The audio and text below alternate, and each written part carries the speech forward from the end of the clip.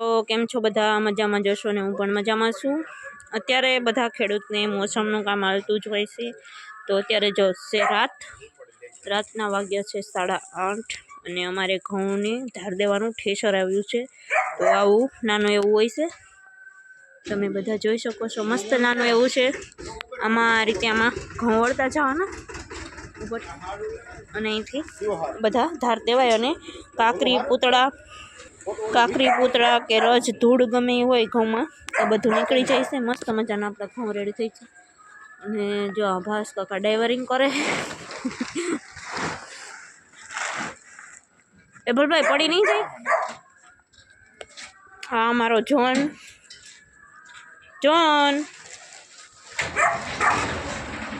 આ ગોલું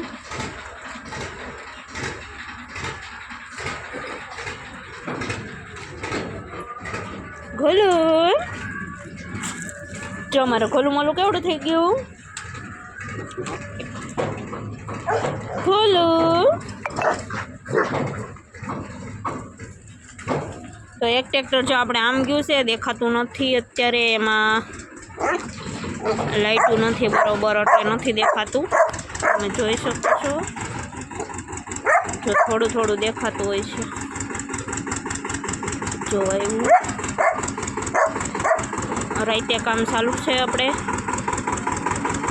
જઈ રહ્યું અને આ ટ્રેક્ટર આમ જઈ રહ્યું છે। તો અત્યારે જો મોસમ હાલે છે ને તો રાઈતે કોઈ નવરા નથી એવું છે। અમારા એ ભલભાઈ બાસકાનો થપ્પો લઈને જાય છે। અમારે ઘઉંની ધાર દેવાની છે અને ઘઉંની લારી ભરવાની છે।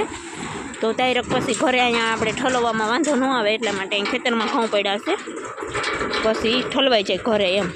લારીમાં ભરીએ ને તો વાંધો ન આવે, નહીંતર પાછા બધા હારવા પડે।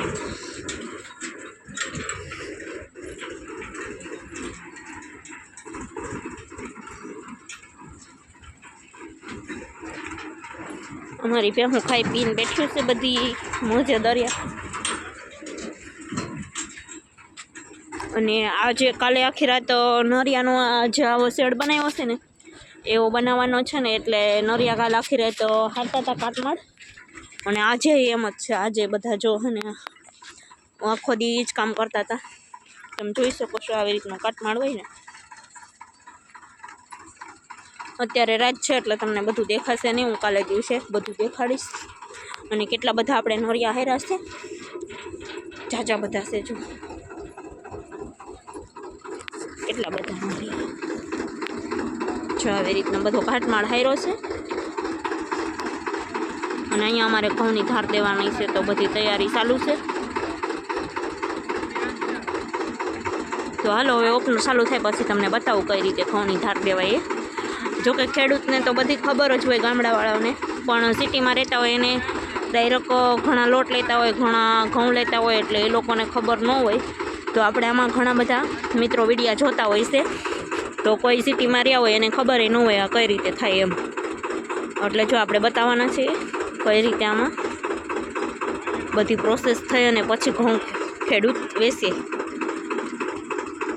અમે તો જોકે ખાવા પૂરતા જ વાવ્યા છે, આપણે 100 મણ જેટલા ઘઉં થયા છે, તો એટલા તો આપણે ખાવા પૂરતા વાવ્યા છે, વધારે નથી વાવ્યા એમ। બાપુ એને અમારે 2 બહેનોને લઈ જવાના હોય, પછી ભાઈને એને લઈ જવાના હોય ને બાપુને મહેમાનમાં ચાલુ જ હોય, એટલે એટલા ઘઉં તો એને જોતા જ હોય, એટલે આપણે 1 વર્ષ સુધીના ઘઉં વાવ્યા છે, વધારે નથી વાવ્યા। જો આવી રીતે અહીંયા ઘઉં પકડાવે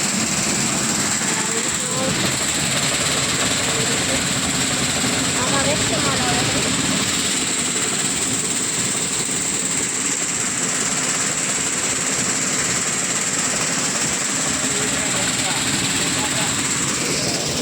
આરામ છે